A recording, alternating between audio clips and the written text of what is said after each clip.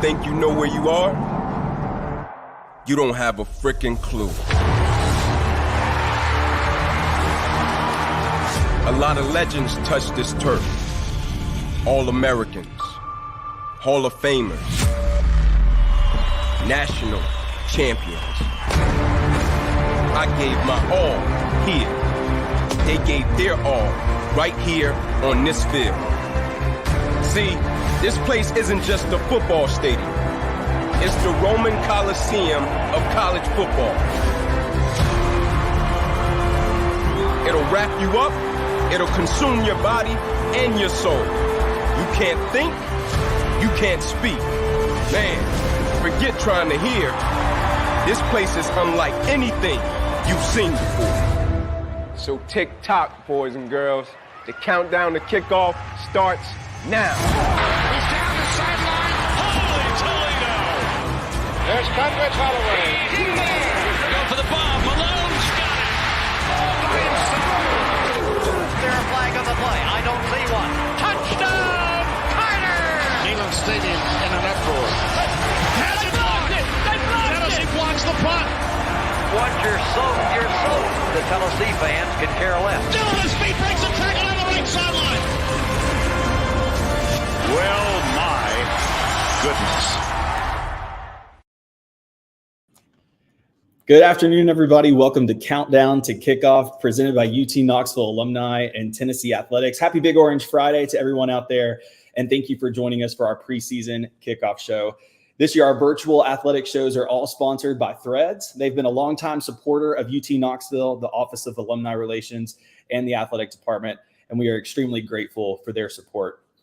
Today, we're going to be joined by two VFL legends, Kevin Simon and Dustin Colquitt, who are going to break down the Vols' offense, defense, and special team units.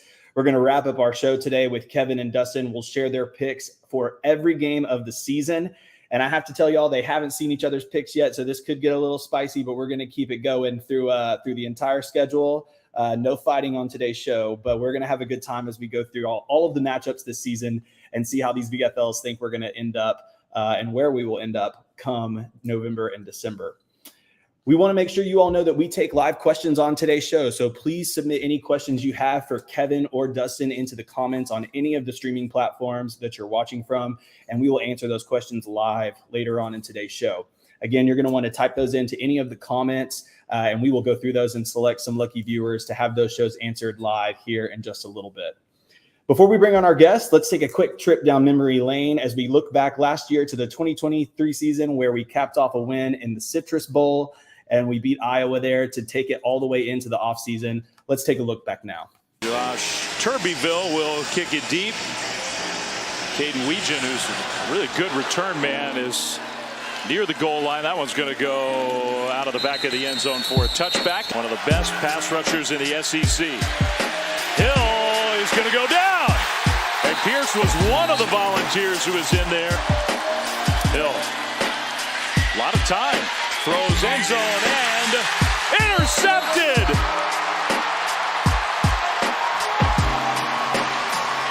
Andre Turntine comes up with the pick. Now the handoff on second down and a big hole right side. Dylan Sampson, Iowa is so good at limiting big plays. Or Jackson Lampley. So right back to the line of scrimmage. Another huge hole. Into Iowa territory, down to the 40. Ball right now. Had the whole month to prepare as a starter, and really that's the way they did it. He's going to scramble. Iamaleava, big tall kid, but he can move inside the 20. Anyway, cool to see. Iamaleava, first play, second quarter, touchdown Tennessee. Of this season for Iowa. Now pressure comes and a sack. Wow, pressure came immediately. A big loss on first down after the penalty. Second and 5. Iamaleava in the pocket. Now scrambling. And he'll cut it inside. Wow, I thought he was just going to throw it away. They get the play snapped quickly anyway, just in case. And a second rushing touchdown for Iamaleava.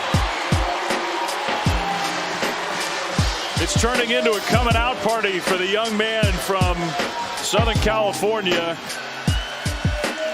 So 3rd and 7. Pressure coming, and the ball's out. Knocked away. I think Tennessee fell on it. Volunteers have it. The sack fumble, and there's number 27. You've been talking about him, James Pierce Jr. Same kind of formation, fullback in front of Sampson. And Iamaleava rolling. Now diving. Touchdown! Little improv play from the freshman. Really haven't even tried from the shotgun. That throw's intercepted. Pierce down the sideline.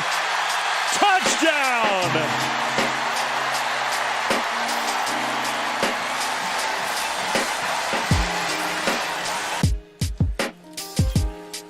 Handoff and a big hole. Sampson on the move, cutting it back to the sideline, all the way down to the 20. Dylan Sampson, well over 100 yards for the game, adding to his total. That was 31 more there. Playoffs that are starting here in a matter of minutes.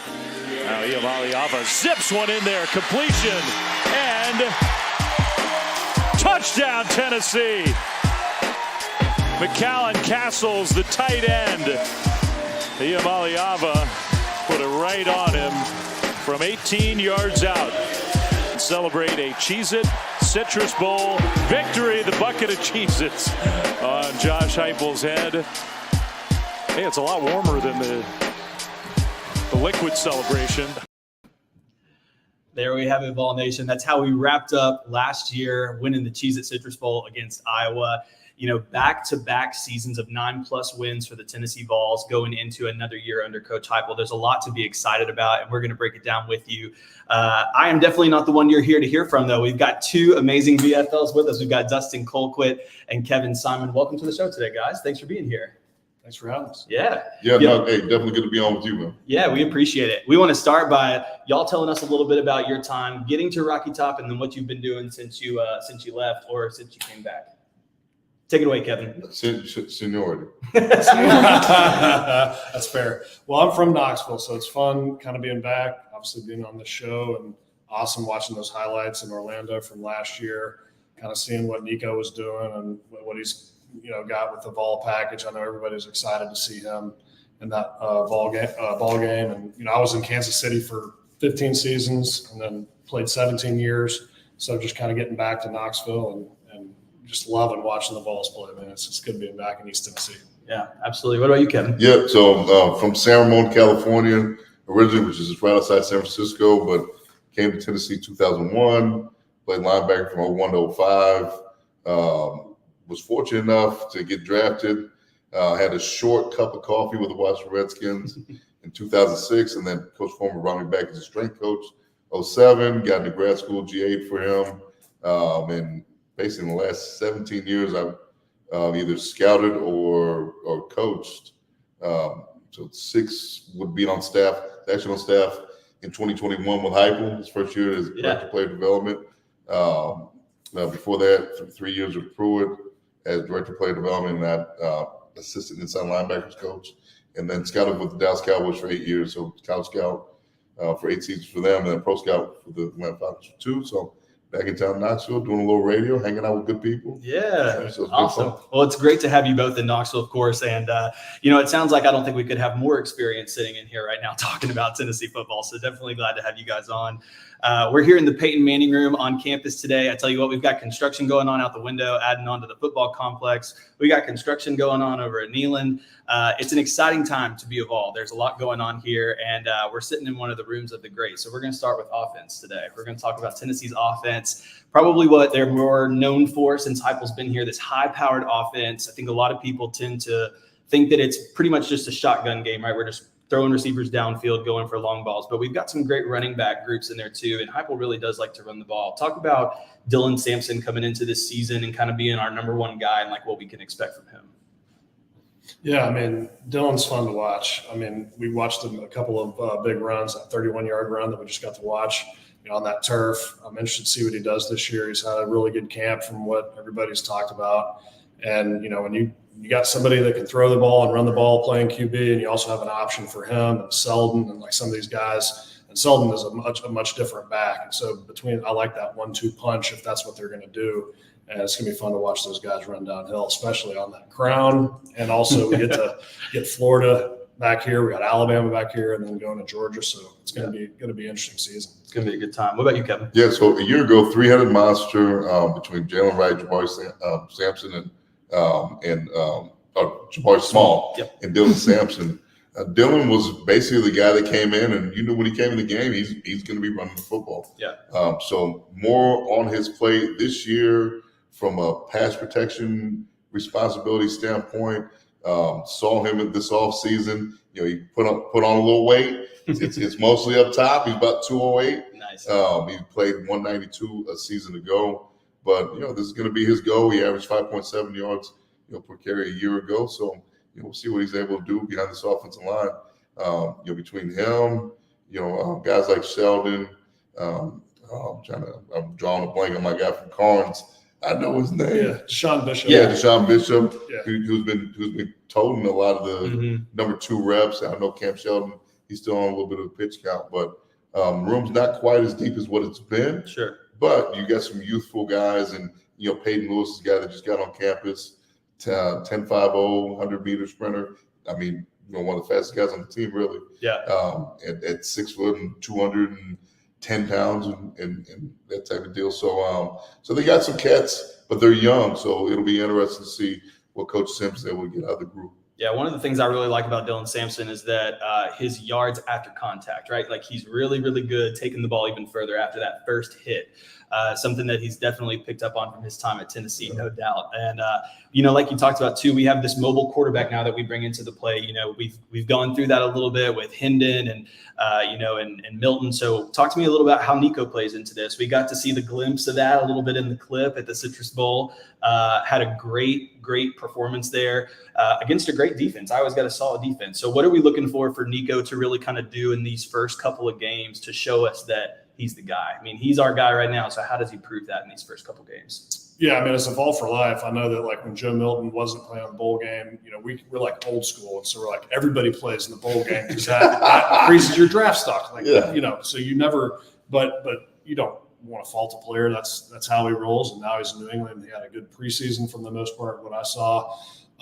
But I don't know if anybody expected for us to put 35 points and roll a goose egg out on Iowa. And so as a former player from 01 to 04, when I watched that, I was like, man, this is some serious business. And, watching these guys, what they've been doing in camp, and watching to Kevin's point is they have a nutritionist named Ethan Bauer. Man, he knows how to put on pounds. Mm-hmm. He knows how to keep them twitchy down in the weight room. And so it's going to be fun to kind of watch this package roll out. Yeah, no doubt. I think that going from Hendon Hooker in 2022, and I mean, number 1 offense in the nation, 46 points a game, right, and then transitioning to Joe, they're different quarterbacks, right? I want to say we scored 31.5 points per game a year ago. But I mean, it's a 2-touchdown difference. So I think in terms of skill set with Nico, his skill set is more similar to Hendon than what it is Joe. Sure. Athletic guy who can create plays when things break down. Sometimes he'll just take off just because he's athletic enough to do it. The thing I love about Nico is that he's accurate from the pocket, but also accurate rolling to his right or rolling to his left. That's something that's rare to find. Mm-hmm. Most quarterbacks' accuracy go down when they're rolling to their left. He can find guys and hit them on target. But I just think his ability to create things when plays break down, it's not necessarily a strength of Joe. They started running some more like quarterback runs later in the season to get them going. But I think that's a strength that Nico's going to bring.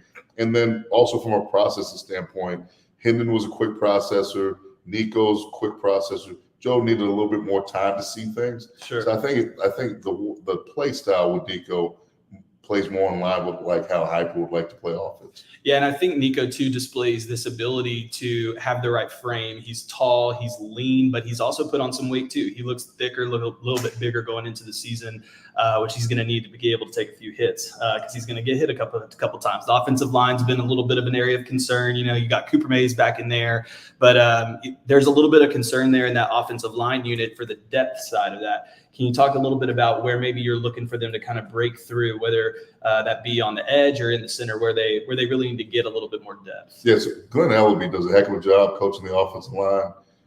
They've leaned on experience in this time here. And, we got an experienced group coming back. A lot of guys have started a lot of games between Cooper Mays and Javonte Spraggins, at the right guard position. You got John Campbell, who was our starter left tackle a year ago, who's transitioned to the right tackle. And then we brought in Lance Hurd, who's a transfer who they competed with the best of them for and got him here in Tennessee Orange. And he's a guy that's sharpening his sword daily, with Coach Ellaby and the rest of the crew in the offensive line room. I think Cooper not being on the field a year ago, we all saw how the tempo of the offense, how it impacted it. Sure. So keeping him healthy is going to be a premium. And then looking at the left guard position, right? Who's going to come out? Is it going to be Jackson Lampley? Is it going to be my guy from Texas? I'm drawing a blank. Starts with an A. Kerrick. Carrick. Carrick. Carrick. Is he going to start, or Dane Davis, who's the six-man extraordinaire, play tackle, play center. I mean, he's played everywhere. He's played guard. So is he going to crack the lineup, or maybe one of these young guys is going to send? Usually they've gone with the upperclassmen. So that's probably what they're going to do in this scenario. But from an injury standpoint, definitely got to keep those guys fresh so we can keep Nico upright. Yeah, and keeping Nico upright is obviously the name of the game, because we like those long plays, right? Like, we like to throw the ball deep. And I got to read this off because there's too many for me to remember off the top of my head. But we got Brew McCoy coming back at wide receiver.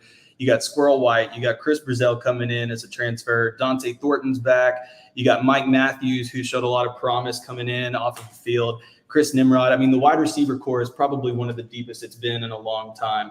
Who is your breakthrough guy this year? Who's the guy that you're like, I want to see him get there. I want to see him do the magic on the field that really can turn that corner for us. And then obviously you got Bruback, who's kind of your consistent target, somebody who's really reliable. So who are you looking at on the wide receiver? Yeah, he and Squirrel, I think, lead that room. But I know Chris Rouse, man, he can dazzle. Like, all you have to do is turn Instagram on, and any Vol fan is you'll see he can make any catch. He's throwing guys through the end zone, making catches, and you're watching going like, man, this could be really, really special. And he's letting them know about it too. Yeah. And too, like, I know that, like, if you listen through, what he tells players, and they're like, he wants to be a gunner, he wants to play on special teams, he wants to do all that. I'm like, but if you can catch the ball like that, you just need to just getting that checkerboard end zone. Yeah, exactly.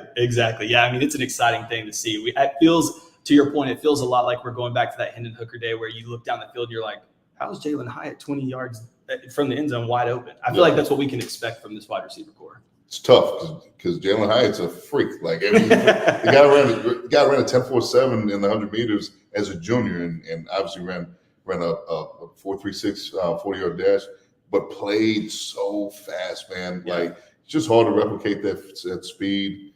In this offense, it thrives on creating explosive plays, basically the burden. So in the NFL, we would talk about burden, like who's carrying the mail, and for, like, let's say for the Kansas City Chiefs, it got to a point where it's Patrick Mahomes. Like, he's the guy, he's carrying the mail. But for let's say like the Seattle Seahawks, when they were going to Super Bowls with Russell Wilson, it was the defense. You know what I'm saying? So who's carrying the burden? In a Josh Heupel system, it's the quarterback and the wide receivers. Right. So this is Art Briles' system from this time at Baylor. So think RG3 and all the receivers that they had there. So if those guys aren't carrying the burden, and we saw a dip last year with the production at quarterback and the receivers. Last year, receiver, dropping balls and not being where you're supposed to be, and guys not making plays.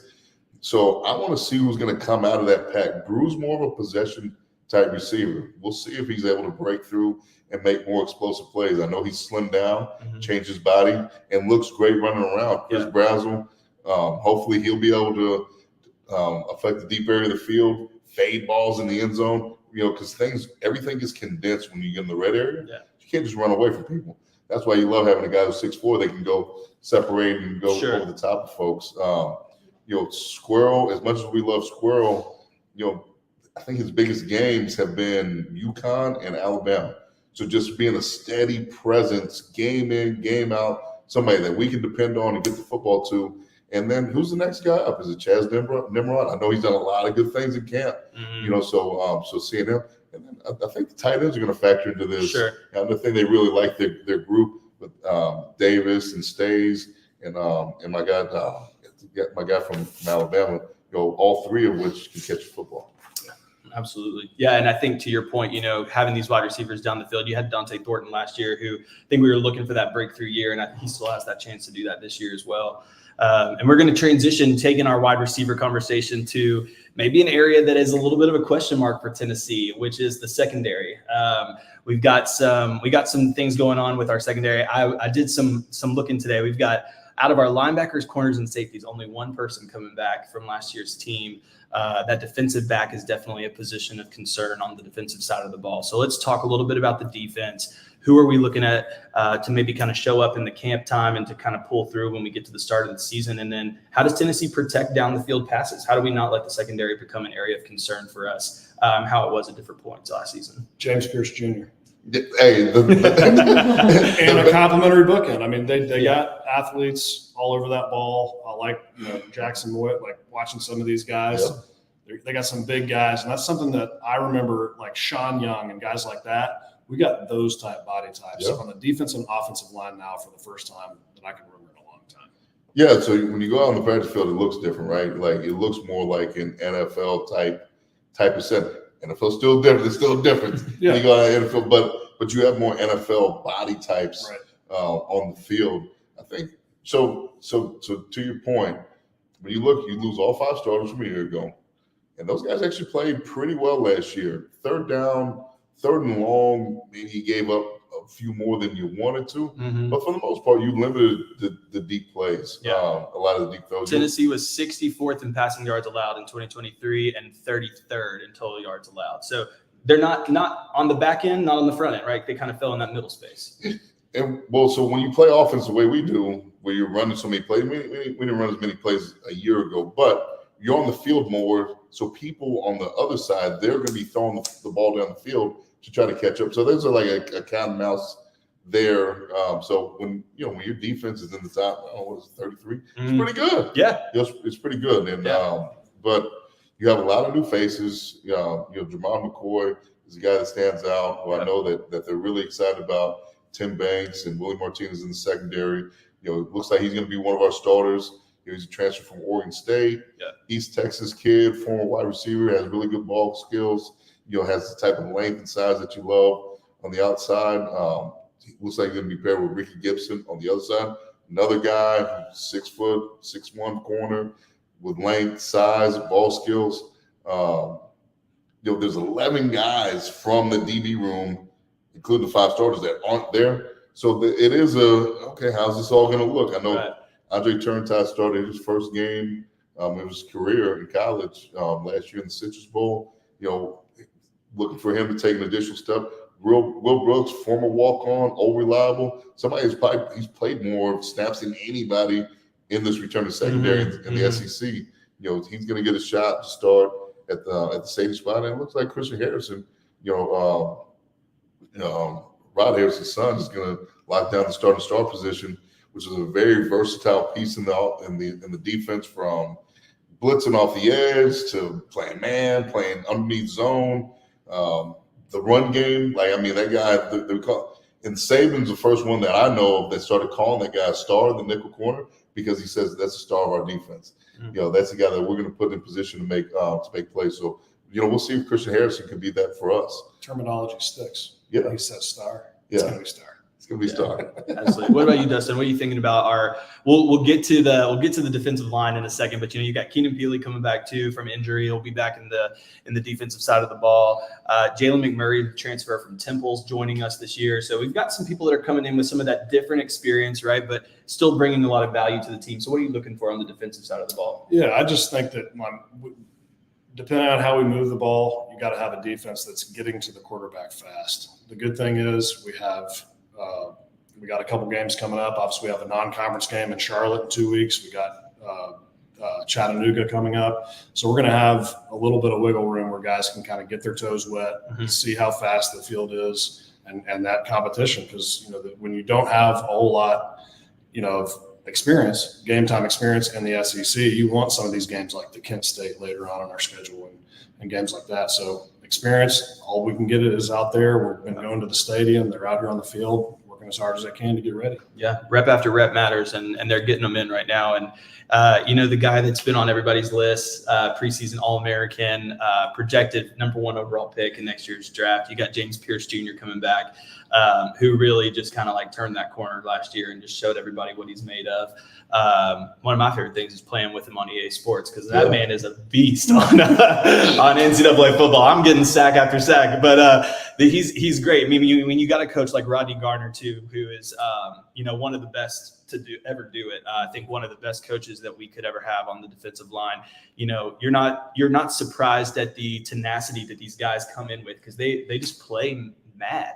They just get in there and they play hard. So James Pierce really, he's our stud on the defensive line. Talk about him, talk about the rest of the defensive line, why that's such an area of strength for Tennessee going into this season. Yeah, no, they just got to get to the quarterback. And I know that, like, as a player here, I always was fine-tuning everything I can during the week, playing well on Saturdays, because you do not want to have those conversations with somebody like Coach Rodney Garner, right? So I'm going to play the best I can no matter what, because I'm not going to be in a situation where it's going to be like my head's going to get torn off. Well, right? And like Coach Garner's not paying any lip service to competition, and guys doing right. Hey, listen, when you live by the standard and do things the way that we're coaching you to do them, then you'll have opportunities. But as soon as you fall below the standard, hey, it's next man up. And maybe your reps might dwindle. I think everybody wants to play. So you see those guys living by the standard. Rodney Garner's as good as it gets in the SEC, in D-line play across the country. This is his 35th season coaching defensive line in the SEC. Wow. Who else has coached 35 years straight in the SEC? I mean, it's the OG, Rodney Garner, the Godfather. I mean, you couldn't have a better defensive line coach. For the year that I was on staff with Coach Heupel and Rodney Garner back in 2021, I went to all Rodney Garner's D-line meetings. Why? It felt like D-line Bible study. Sure. It's like, it felt like a holy moment. I was being blessed with a lot of knowledge, a lot of expertise. Those guys are getting that on a daily basis. It's kind of like Mr. Miyagi, wax on, wax off. Yeah. Well, you can feel his presence in every room, and then on the football field, you can hear him. Like, he's there. Yes. And he's coaching the guys up. Yeah, I love that. And, one of the questions that we've been seeing a lot in this offseason is James Pierce Jr. going to be enough? Talk to me about that. Is he enough for our defensive line? Is his support cast in place to make sure that they're going to be okay? If he does happen to have to step away, or whatever the case may be, just not playing every snap, is there enough there for him without him being there every snap? Listen, they're rolling about like 7 or 8 deep in terms of throwing guys out there and be able to throw fastballs at you. Between Joshua Joseph's coming off the other edge. You got guys like, obviously Big O. My guy who's going to break out this year is Omar Norman-Lott. Mm-hmm. He has a twitch and a suddenness to him that's different. Rodney Garner is comparative to Geno Atkins. Geno Atkins ran 4.87 coming out of Georgia as a first-round pick of the Cincinnati Bengals, perennial Pro Bowler. So that's high praise. I think that you're going to see the sack production and the negative plays. I want to say, we're 6th in the country in sacks a year ago, 2nd in the SEC. But everybody's back. Mm-hmm. Everybody's back. So I think you'll see that get ticked up a little bit. Yeah. So no, I mean, we got a bunch of guys, Bryce Elijah Summons. Yeah. He's up in there. You got Nate Robinson. You talking about gaining weight. I think he's up like 27 pounds. Like he checked in looking like a tight end. And now you're like, goodness gracious, this kid. Xavier Hobbs. Yeah, Hobbs. I mean, there's a bunch. It's a deep. I'm forgetting one. What's my? I'm forgetting. They got a bunch of guys. I think the great thing too is you see James Pierce elevate the guys around him. Right, he's making the room better too. Like they're building him up, and he's building them up as well. And when we talk about the defense being maybe more of an area of concern than the offense, One area that's been consistent and has been a stud for Tennessee has been the special teams, right? Coach Eckler knows what he's doing out there on the field. There's been a few Colquitts through the system, if you will, just a few. I read a stat from him earlier today, and he said last 3 years, Tennessee has given up 23 yards in punt returns, and Tennessee has run over 900 yards in punt returns in the last 3 years. Right?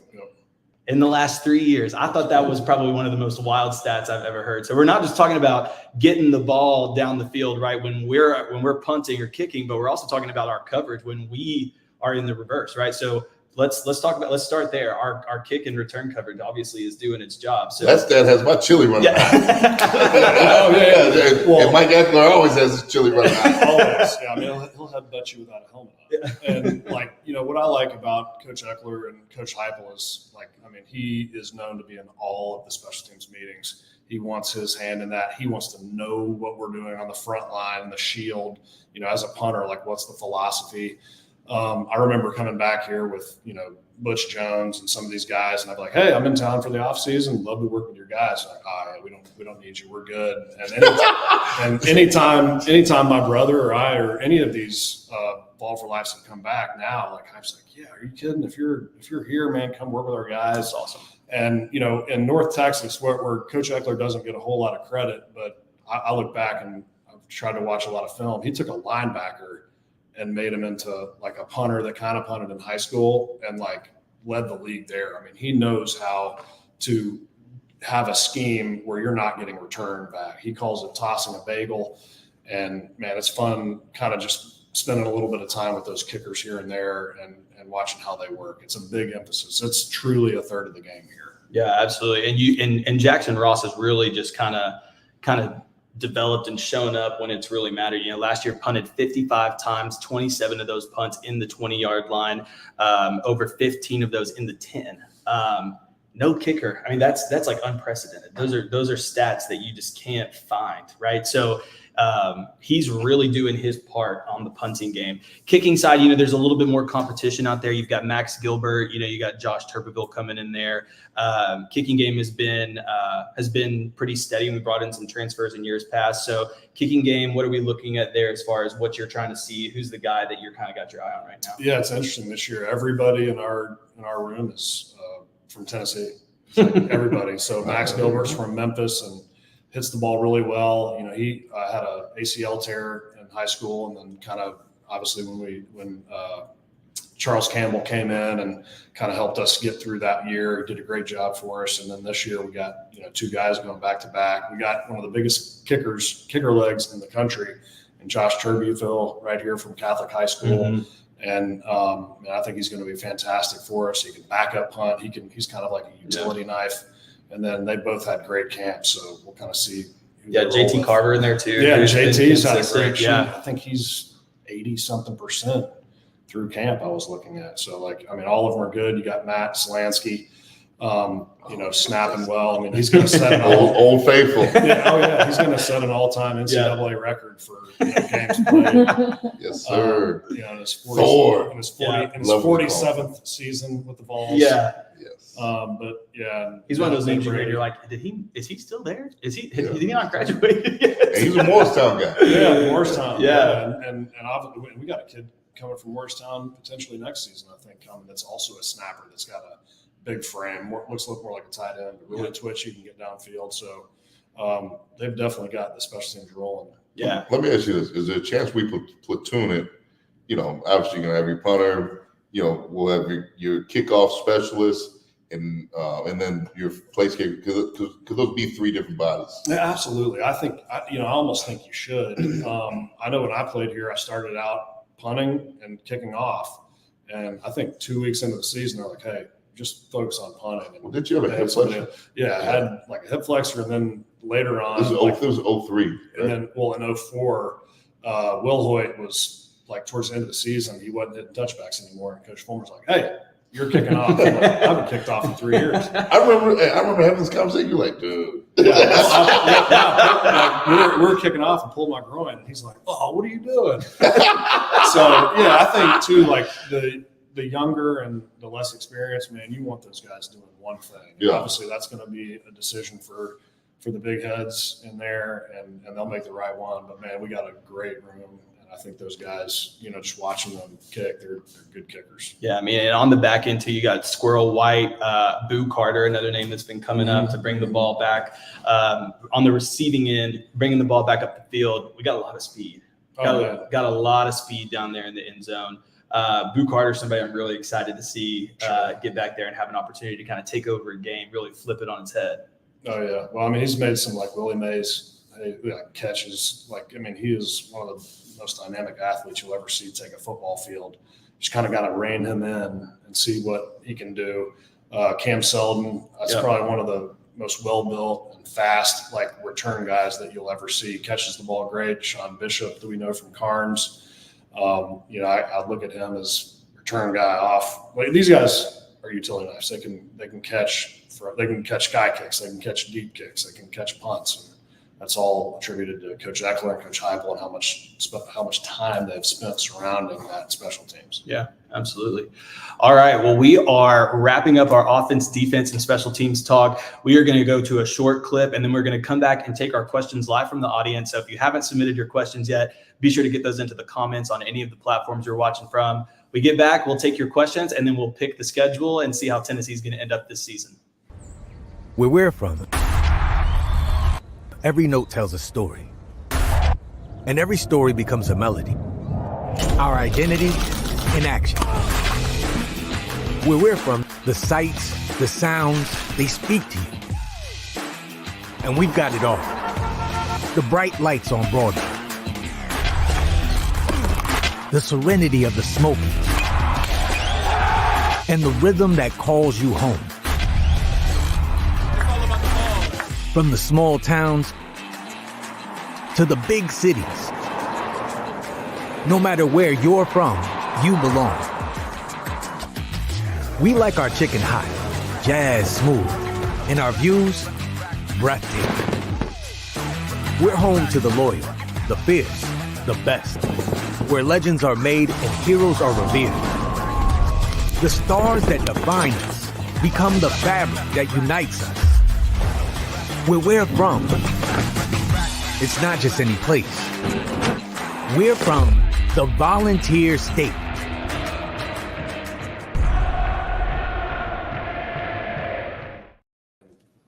All right, everybody, we're going to start to take some questions live from the audience. You can keep typing them in as we go, but we've got a few questions from you all here for Dustin and Kevin, so we're going to put the first one up. How did it feel to try and rip Shaw Williams' head off at the goal line, Kevin? I mean, it felt good. Yeah. That's a quick one. Always try to put a little hot sauce on them. You know what I'm saying? Yeah, I'm trying to bring a little extra heat every time. So next time they come around, they might think twice about jumping off the porch. Yeah, you got to give them a little something, just rough it up a little bit. Your goal would be to have them doing the smelling salts after. Yes. Right? They're like, yes. I feel good being on this side of the Come get this guy. Come get this guy. I hope he's fine tomorrow. Yeah. I love it. All right, guys. It says, this is from Vol Society. Favorite moment you can remember while playing at Tennessee? We'll take one from each of you. Dustin, you got it first. Oh, man, there's so many of those.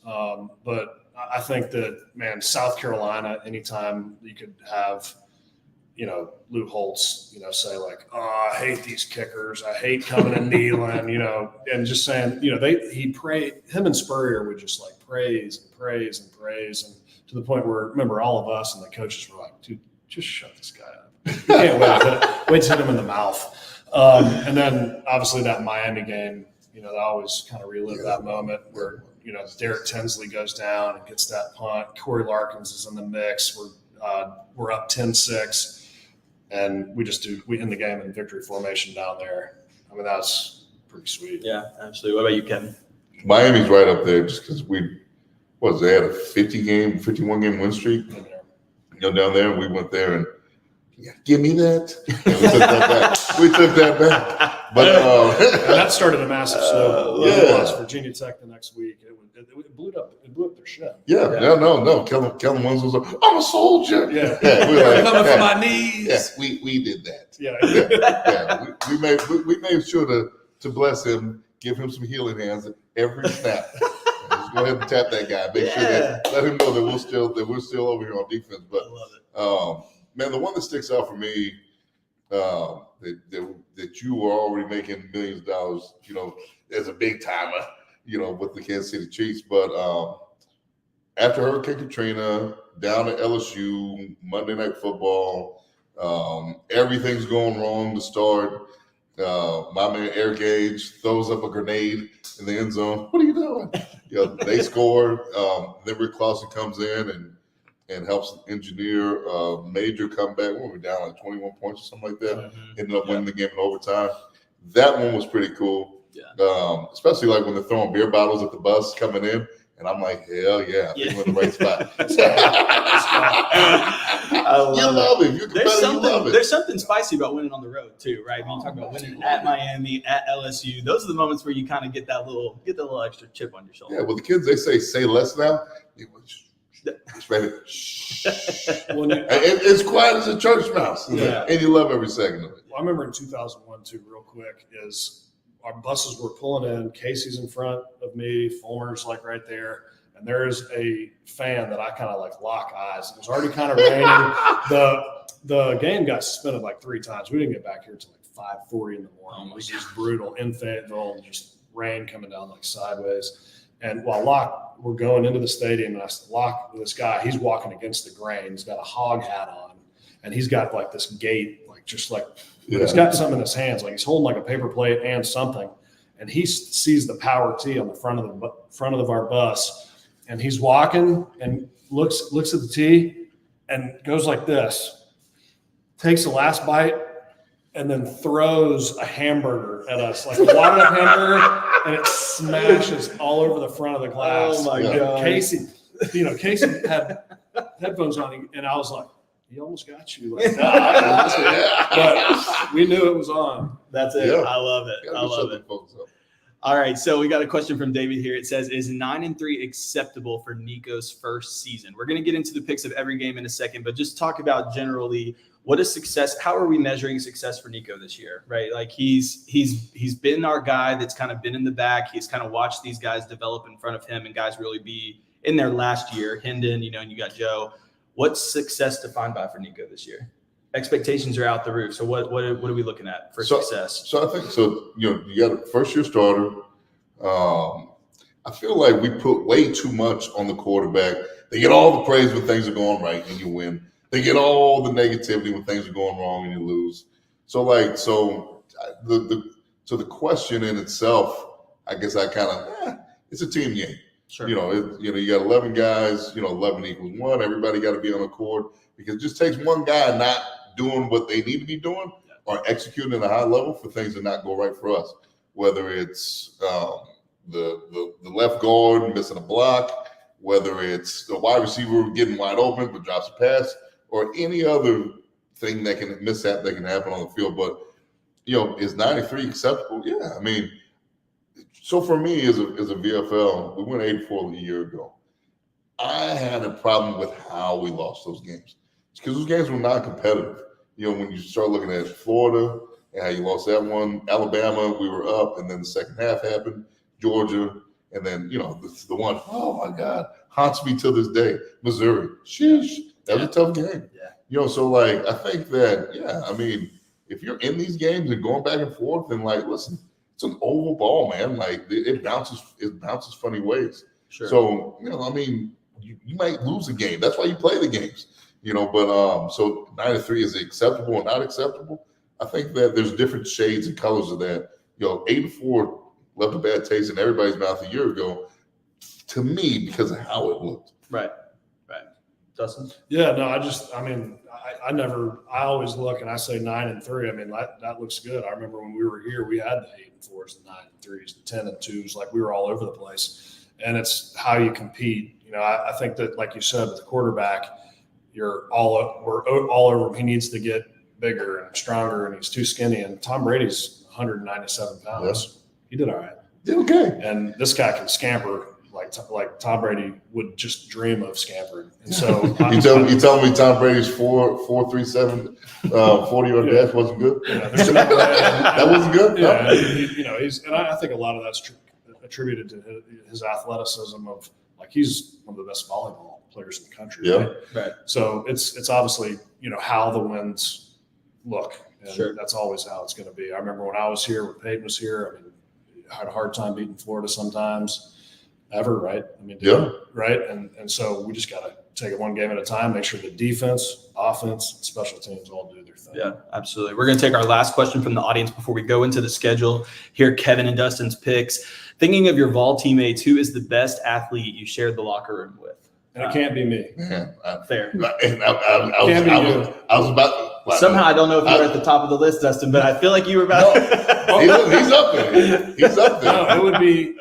The guy ran 4.40 now. Don't let the Caucasian fool you. You know what I'm saying? Kidding, y'all. Kidding. My guys can run 4.42 too. Oh my goodness.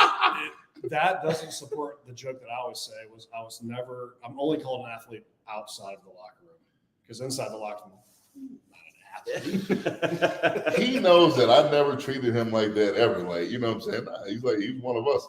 To me, it's like, are you weird or not? And he wasn't weird at all. But the best athlete ever. I mean, Kelly Washington has to be up there. Kelly Washington, he might be that guy. Squirrel. And you were talking about the first squirrel. Yeah, he would do the squirrel dance on you. We won't do it here for you guys. Next time. We're not gonna bless you with that one. But just what he was able to do and talk the whole time doing it. It felt like it was like Muhammad Ali-esque in that you can't cover me, you can't. And then there'd be like two DBs grabbing them, fouling them, and they still catch the ball. And it's like, man, this guy's something else. He throw the football like 75, 80 yards, ran a 4.3, whatever he ran. And he did it 6'3" and 225 pounds. Yeah. It looked like a Greek god, one of them medium shirts. You know what I mean? Yeah, but then you got I think of guys like Eric Westmoreland, John Henderson, even Albert Hainsworth, and those two guys were on the same defense. Yeah.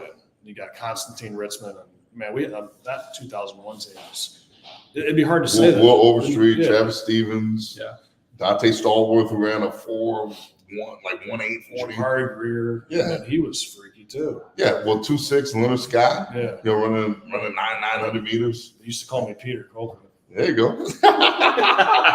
The miss-hit punts in 2000. Thanks, Leonard. I love it. Okay, good deal. Well, thank you guys for putting your questions into our chat. Now, what we've all been waiting for, we're going to go through our schedule. We are going to pick it game by game. Before we go into every game, I'm going to give you a little background on the team from last year, make sure we're all on the same page.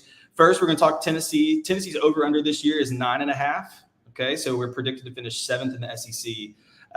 And most predictions have us in that 10-2, 9-3 range, right? So that's kind of what we're working with going into the season. We started off with Chattanooga. In 2023, Chattanooga was 8-5. They finished in the second round of the FCS. What do we got for the Chattanooga game? Starts next week here in Knoxville, 12:45 kickoff. Win it, baby. Yeah, last time we saw Chattanooga up here in Neyland Stadium, we won 45-0 in 2019. I wouldn't expect this game to go any different. This game's about us. Sharpen our sword and get ready for NC State. Yeah, absolutely. I'm excited to see those new gray unis too with the TriStar. They're going to look sick. The Volunteer State looks nice on them. So yeah, they look nice. So we after Chattanooga, we go on the road a little early this year. We're going to play in we'll call it a neutral site, right? In Charlotte, North Carolina. We've taken on NC State. Last year they finished 9-4, third in the ACC, and they lost in the Pop-Tarts Bowl to Kansas State. My only caveat there is the Pop-Tart was the best mascot of all bowl games. It was the highlight of bowl season last year, but they ended up losing that game to K-State. What do we got going on in NC State? And they definitely got like a 40-plus yard fake punt ran up their throat too. Yeah. So like the Vols here. Yeah. Yep. So Grayson McCall is transferring over from Coastal Carolina. Got banged up, had some injuries with concussions, missed the last half of the season, but had a really productive 2022 where he threw for, I want to say it was like 24 touchdowns to about 4 interceptions.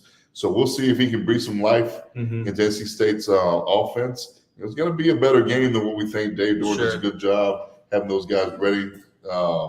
Neutral site game, probably 60% Orange, 40% Wolfpack. So it'll be a good test for us before going on the road next week to Oklahoma. Yeah, I mean, two teams starting the season in the top 25, right? NC State starting around 24, Vols starting at 15.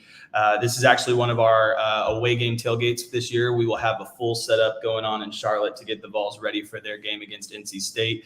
So really looking forward to that one. Following that, before they head to Oklahoma, we've got Kent State at home. Kent State finished last year 1-11, so this obviously should be a little bit of an easier matchup, maybe that final tune-up before we head to Oklahoma. What you guys got? Yeah, I like how you said that. I mean, and that's true. Anytime you can, get a program, you kind of plan a program to come in, see how many guys you can get experience, and I like our chances. Yeah, unlike what we did with LCP a year ago, we don't want to forget that. Just go ahead and just take these boys out to the woodshed, go ahead and spike them, let them go on out the distance, back into Ohio, and on to Norman. Absolutely. On to Norman, right? So fourth game of the season, Heupel's homecoming, going back to Oklahoma. Oklahoma is a 7.5 win over-under on the season. Last year, they finished 10-3 with losses to Kansas, Oklahoma State, and Arizona in the Alamo Bowl. They finished third in the Big 12. What I like about this game is that they played Tulane the week before. I like that for us. I like that that's kind of feels like that game where they might get hung up a little bit, be looking towards Tennessee coming to town, Heupel coming back, have Tulane the week before. What you guys got for that outcome for Oklahoma? Yeah, and I think we got a cool non-conference game before that. We got to travel. It'll be an environment that we're not used to. It won't be, 110%, 102,000 people. So I like that we do that and go there and Vols, baby.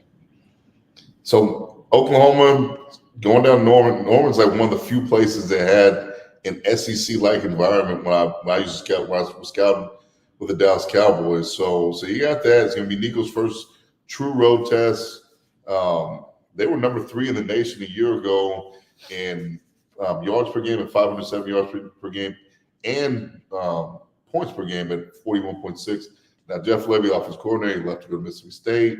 You got Dylan Gabriel that's left to go to Oregon, but did because he didn't want to compete for the quarterback job with Jackson Arnold, who was their starter. He's their Nico. Him and Nico in the same class. They're both 5 stars. Nico was number 2, 1, 2, depending on what you looked at. Jackson Arnold was pretty much consensus number 3. Another talented guy. Yeah. They got some issues on the offensive line. Hopefully our defensive line can dominate it. And if they do, then I think Tennessee gets a win. But I don't got us winning that one. I think we could drop that game. I know that. Hey, this is irrational. This is the rational. Yeah. Case Simon speaking. I think we may drop that game. So okay. I got us down for a loss there. Don't hate me, folks. Yeah. No, this is why I didn't give you your picks beforehand. So I like it. After Oklahoma, we got a bye week, get a little bit of rest in there, and then we go back on the road, heading to Fayetteville. We're taking on the Razorbacks. Fayetteville's, kind of in the bottom half of the SEC. I'd say bottom quarter of the SEC going into the season. Sam Pittman on the hot seat there. They have Texas A&M the week prior to Tennessee coming to town. Last season finished 4-8. Feel pretty good about Arkansas. Yeah, I do. I mean, we go to Fayetteville. We typically play well, and we got the mighty Power Orange again. Yes, let's go. So, Bobby Petrino back in the building. Don't let him ride on any motorcycles with any co-eds. but the offense should be improved. Yeah. But they lost their quarterback, lost Rocket Sanders. Their top running back went to South Carolina. They got some pieces to put together. Now, 6 of their 8 losses were by a touchdown or less. Yeah. A lot of close games for them last year. Think they'll get a couple more wins this season, but this is going to be a dub for the Orange. Yeah, absolutely. Vols, baby. Feel good about that one for sure. Coming off that, this is ironic. This is Tennessee's first game after Arkansas against a team that they actually played in the previous season. Every game before that, they had not played any of those opponents in the previous year. So we got Florida coming to Knoxville. We got Billy Napier there. He's on the hot seat for sure. Got the hardest schedule in the country. The schedule is unreal for the Gators. They lost 5 straight to end the season last year, finished the season 5-7, but they did beat Tennessee last year 29-16. So revenge game a little bit on the mind for the Vols here in Neyland. What we got for Florida? Yeah, and the Florida quarterbacks, that's my cousin. Graham Mertz. So, we got to beat him this time around. Got Mighty Power Orange in the stadium, running downhill all day. Got Checker Neyland coming for that game. It's going to be a wild environment for sure. No, it's going to be huge. I think they lost some pieces, some guys on defense, but they got Mertz coming back. They got Trevor Etienne left to go to Georgia, but Johnson was a more productive guy by yards a year ago. The schedule's unbelievable. Like CBS put something out saying that this is the toughest schedule since I think 1983 Auburn. Yeah. It's going to be a murderer's row, but yeah, we got to go get our lick back. Go ahead and get that dub for the Big Orange. Yeah, absolutely. Looking forward to that game against Florida. After Florida, we'll Alabama coming to Knoxville. Alabama finished 12-2 last year, SEC champions, but lost to Michigan in the Rose Bowl. We've obviously got a transition there with Saban going out. Tough game last year in Tuscaloosa. Tennessee looked really good in that first half. I think everybody was feeling really confident.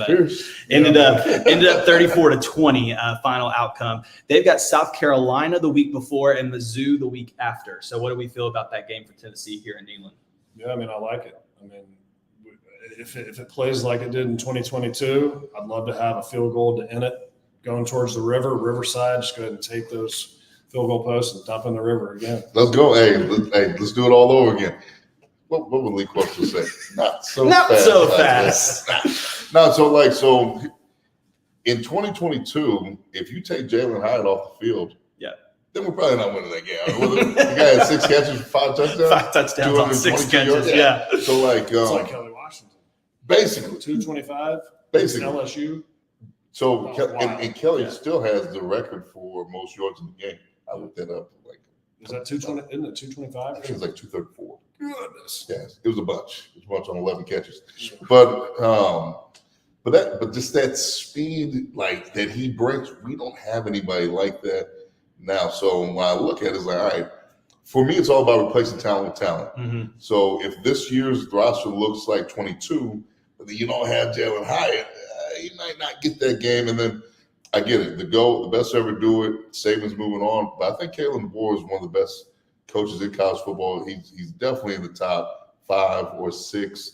What he's done, or what he did last year with Michael Penix Jr., and I feel like what he's going to be able to do this year with Jalen Milroe, who looked like he had handcuffs on with Tommy Rees. Tommy Rees didn't know how to use them. Didn't start using his legs until the last half of the season. I think Jalen Milroe is going to be a problem this year. And they're always going to be good defensively. They've recruited the blue chip ratio. I think, like Coach Heupel said in the SEC media days, he's like, we've made a lot of progress in terms of our roster construction, but we still have more work to do. I think we're going to still have a little bit more work to do before we go take on the Alabamas of the world and feel good about getting it done. This is just my man's opinion. Yeah. So I think we might get an L. Absolutely. Okay, I got you there. So we move on after Alabama. Volleyball nation. They'll be coming for him in the comments, guys, okay? They will. Don't worry. Hey, they're on my head right now. I was like, who is this guy? We got a bye week coming off after Alabama, which will be nice coming off for the Florida, Alabama in a row. We got a bye week. Then we have Kentucky also coming to Knoxville. Kentucky finished last year 7-6. Gator Bowl lost to Clemson by 3, lost to Tennessee by 6 last year. What we got for Kentucky going on this year at Neyland? So we take the blue, white, and orange barrel. We keep it here, baby. Let's go. No Ray Davis, no problem. He's moved on. I think we get that dub. Yeah, I feel good about that game against Kentucky. Definitely always a fun one here in Knoxville. After that, we'll have Mississippi State coming to Knoxville for homecoming. This Mississippi State team's obviously gone through a lot of adversity in recent years. Last year, they finished 5-7. Last played Tennessee in 2019. Tennessee won that game 20-10. Mississippi State here in Knoxville. Do you remember when we played down there? I do. We had to go down there, all the cowbells. I do. In the locker room. It was like what is that pink? P3. Remember that pink motel we stayed at? It was like just. It was like the Iowa locker room, but the hotel. Just hideous. Yeah. And I don't know if you remember the food. I like to eat. The food was absolutely horrible. Yeah. And I think in curfew, 11:50 down there. 12 o'clock, it shuts down the whole time. Yeah, I don't know about Stark Vegas. I don't know how they got that name. That seems a little odd to me. And we didn't stay that far away from Stark Vegas because, like, I mean, who's gonna come over here and mess with us? Like, yeah. But no, Vols. Yeah, Vols. I enjoyed the talk about the hotel. That's good. Yeah, I want to say Mississippi State only has like 2 starters returning. Yeah. Wow. It's going to be a tough year for the Bulldogs for sure. Then we go on the road. We go to Georgia, obviously preseason number 1, a unanimous team that everybody seems to have in their college football playoff prediction. Finished last year 13-1, beat FSU 63-3 after not making the college football playoff, and lost to Bama in the SEC championship. They did beat Tennessee last year in Knoxville 38-10. Fun one for this one, though, is that Ole Miss the week prior to Tennessee, they play at Ole Miss before they play us. So how do we feel about going to Hopefully Georgia? they get a little beat up, but I got a field goal. We're going to take out some hedges and bring them back here. Let's go. I love it. Dobbs-esque. It's going to be something late and something good. One of the best games I've ever seen, man. That's a real one. Please. I hope I'm wrong. I will never forget that game because I think we were in Jacksonville, and Chris Conley played at Georgia, and he was running down the hallway like, yeah, Colquitt. And then I'm like, no way. And I'm sitting at the end of my bed, and I watch this ball go up, and I'm like, Conley! and it started because everybody heard what he did to me down the hallway, and man, when I came down, everybody was with me. It's like, yes. Except for Justin Houston. Oh yeah, no, he probably was. He was not feeling it much. He wasn't feeling it. He wasn't feeling it in between. It's balls, baby. Let's go. I got you. You know what? I hope I'm wrong, guys. I hope I'm wrong. I want to get the win too. We're just gonna hope I'm wrong. I think this is gonna be an L though for us. It's gonna be a tough one. It's gonna be a tough one down in Athens. We got a little bit more work to do. Yeah. You know all these top recruits we've been getting the last few weeks, David Sanders Jr. and all these folks. We need these folks on the bus. When we they're coming. And then they're coming. Feel pretty damn good about the Vols. Yeah, absolutely. Well, after Georgia, we got 2 more games left. We got UTEP at home. UTEP finished last year 3-9. Should be a good one going into Vanderbilt, but we got wins for UTEP on both sides. Yeah, good deal. And then finishing up the season at Vanderbilt, our little stepbrother over in Nashville. It's always a good time to go to Neyland West. So we got Vanderbilt, finishing last year 2-10. They lost every SEC game last year. Finished 0-8 in the conference. Lost 48-24 to the Vols. So we're feeling good about finishing off the season. Yeah. It was interesting watching all their construction go throughout the year. Yeah, absolutely. We got to enjoy it. Enjoy their environment. It was one of those that we got to enjoy through the whole season because it never finished. The environment that we all enjoy has nothing to do with the football stadium. That's fair. That's fair. So we got the final picks here. So we got Dustin going 12-0 for the Vols. We got Kevin finishing off the season 9-3. Two great predictions. I hope I'm wrong. We don't hold it against you, Kevin. I think, you know what? I'll be really happy if we finish somewhere even in between there. You give me 10-2. I'll be really happy. But we want to thank you guys so much for coming and spending time with us today. Really just appreciate how you've given back to the university with your time and your talents and giving us some of your time today to share with Vol Nation. Before we wrap up today, we got a quick video from VFL Films and one more word from our Associate Vice Chancellor. But we'll say so long to Kevin and Dustin now, and we'll see them again next time. Thanks so much, guys. Peace.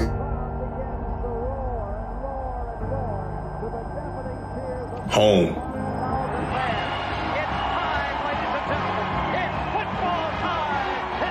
It's 101 years of tradition. From Neyland. I'm proud of the 28 years that I've spent here at the University of Tennessee. Majors, Dickey, and beyond. To the plays that made this place a landmark in college football. The kick is in the air, and the kick this time is no, sir-ree. Unbelievable moments that define the history of the sport. Pandemonium reigns. Traditions that have made this place home to the richest history in football.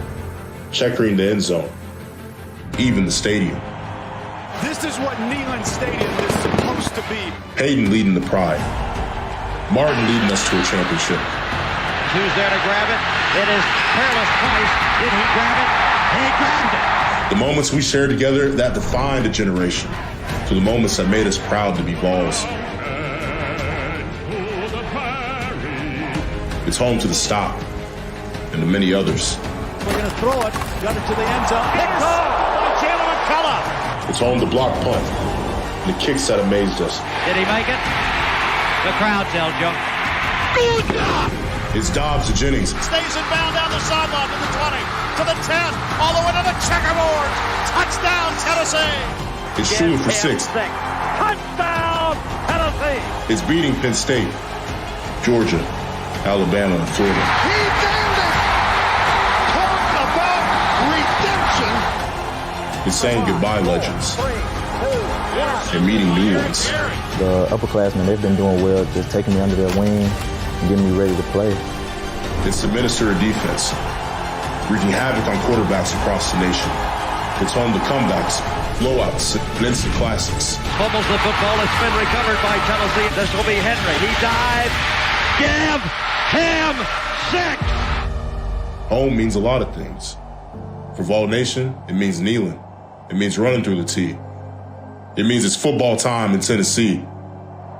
It means lights, fireworks, the touchdowns. It means Hyper leading the charge. It means as soon as they set foot in the stadium, they're home.